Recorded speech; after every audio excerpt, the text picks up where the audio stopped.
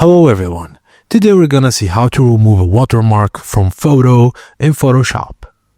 Firstly, launch Adobe Photoshop, then go to File and open and select the image with the watermark. Use the rectangular marquee tool M for the left toolbar and drag to select around the text or watermark you want to remove. Right-click inside the selection, then choose Fill. Or go to Edit, then Fill from the top menu. In the Fill dialog box, set Contents, Model, and Opacity to 100%, then click OK. Photoshop will automatically remove the selected area by selecting the surrounding pixels. Now, use Ctrl+, or zoom the tool to get a closer view of the watermark.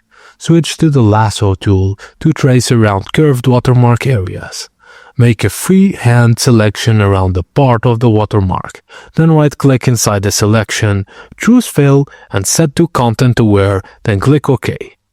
Repeat this step section by section for a clean result.